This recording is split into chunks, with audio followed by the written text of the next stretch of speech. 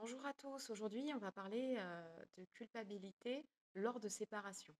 Alors une séparation, c'est comme un deuil, c'est une transition de vie, c'est quelque chose d'important hein, qui amène à pas mal de questionnements, pas mal de chamboulements internes.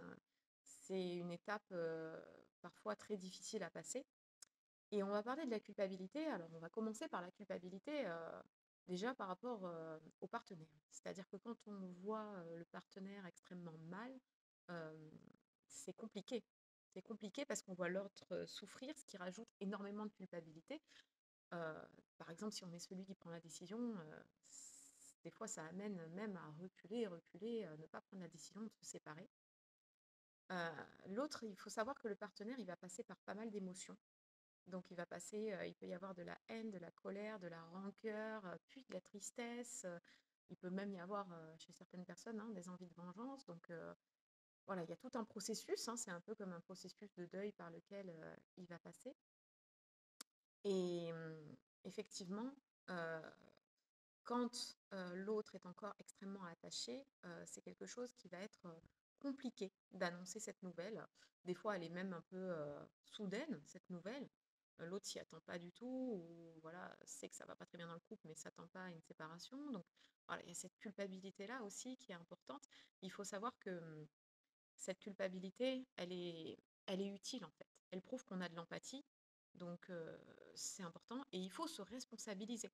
Il faut se responsabiliser par rapport au fait que oui, malheureusement, mon choix peut faire souffrir d'autres personnes. Ce qui est compliqué, c'est que souvent, quand c'est par exemple euh, le parent d'un de nos enfants, ben, c'est très compliqué de faire souffrir quelqu'un avec qui on a encore de l'affect, quelqu'un qui compte encore d'une certaine façon, parce que parfois dans les séparations, il n'y a pas tout noir. Et effectivement, que quand on a passé des années avec quelqu'un, ben, c'est pas, on n'est pas complètement voilà, insensible et qu'il y a effectivement de l'affection chez la personne avec qui on a partagé beaucoup d'années de notre vie. Donc il y a cette culpabilité-là. Et puis dans l'imaginaire collectif aussi, celui qui part, c'est un petit peu le bourreau, hein. Donc il y a cette culpabilité aussi de porter finalement ça. Alors que s'il faut, hein, il arrive des situations où justement pour ne pas porter la culpabilité, la personne, elle va faire en sorte de un sabotage de la relation pour que l'autre finalement vienne apporter cette responsabilité de dire bon bah stop, on arrête parce que ça va plus du tout. Donc c'est pas forcément la réalité déjà, c'est pas toujours celui qui part qui est responsable de la situation. Il faut le savoir. Donc voilà.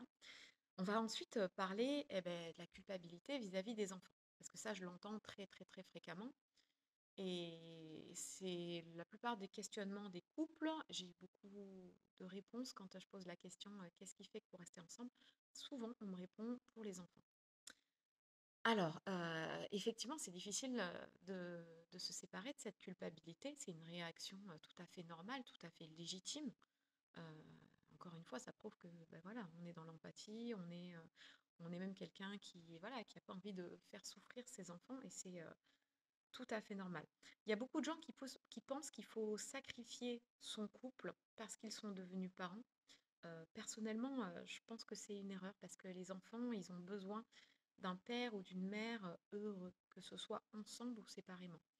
Et quand vraiment le couple en est venu à un point où on est extrêmement malheureux, ça peut être contre-productif aussi de montrer cette image d'un parent voilà, qui est complètement déprimé, qui est pas bien dans ses baskets. Donc ça déjà, il faut l'entendre. Ce qui est important en tout cas dans le choix qu'on fait, et notamment pour ses enfants, c'est de se laisser du temps. Il ne faut pas être impulsif dans ses décisions de séparation. Ça va permettre de justement la faire baisser cette culpabilité. Parce que si on est, plus on est sûr de son choix et moins on culpabilise. C'est parfois au moment de partir, on ne sait pas très bien si on fait bien. Est-ce que vraiment j'ai tout essayé? Est-ce que vraiment il n'y avait rien à sauver? Voilà, est-ce que je fais bien? Est-ce que dans 5 ans je ne vais pas me dire que j'ai fait une bêtise? Ça rajoute de la culpabilité. Donc ça c'est un point important. Et il faut aussi faire attention à l'annonce qu'on fait aux enfants. Très souvent, les parents, ils vont avoir envie de le dire d'une façon un petit peu dramatique aux enfants sans faire exprès, parce que prouver qu'ils se mettent à leur place, que c'est compliqué, c'est peut-être pas la meilleure des choses à faire. Pourquoi?